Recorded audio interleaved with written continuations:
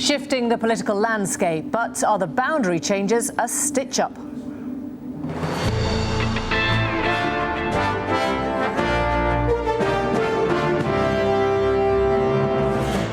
Tonight, an exclusive study for Newsnight shows who stands to benefit from changes to the electoral system.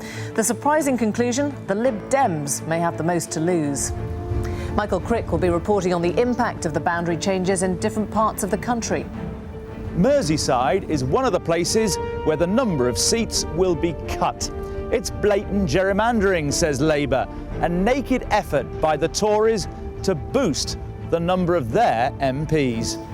We'll be looking at how the plans affect all three main parties, and we'll debate with Labour's Tessa Jowell and the Lib Dems' Simon Hughes. After an escalation of potentially lethal attacks in Northern Ireland, we ask if secret talks are underway between dissident Republicans and the government.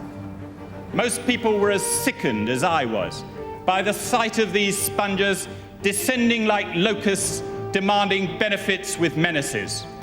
We are not in the business of subsidising scroungers. Remember that? Well, almost 20 years on, the benefit scrounger seems back in fashion.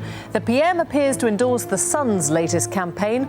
The paper's managing editor is here to discuss why the scrounger has become public enemy number one.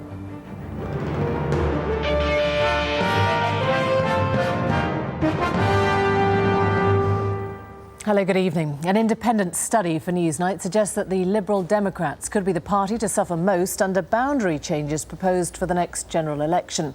The party, the research shows, could lose 7 of its seats, which equates to 12% of their MPs overall. First on today's other stories. Staff at 6 UK airports owned by BAA have voted to go on strike in a dispute over pay. BAA says Heathrow, Stansted, Southampton, Glasgow, Edinburgh and Aberdeen airports would have to close if action goes ahead. Strike dates are expected to be announced next week. A woman who's been sentenced to death by stoning in Iran has appeared on national state television, apparently confessing to involvement in her husband's murder. The case was provoked international outrage. Her lawyer claims she is innocent and was tortured before being made to go on television. And the market's FTSE 100 share index was up in New York. The Dow Jones closed down. Against the euro, the pound was down. Against the dollar, the pound was also down.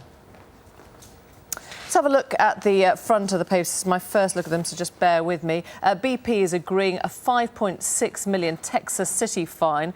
This is for continued safety violations at Texas City refinery. The Daily Telegraph: holidays hit by the airport strike, just brought you that. And abseiling engineers are on Big Ben, if you can see there. Police £5,000 worse off in a move to cut overtime. Sorry, we've run out of time there.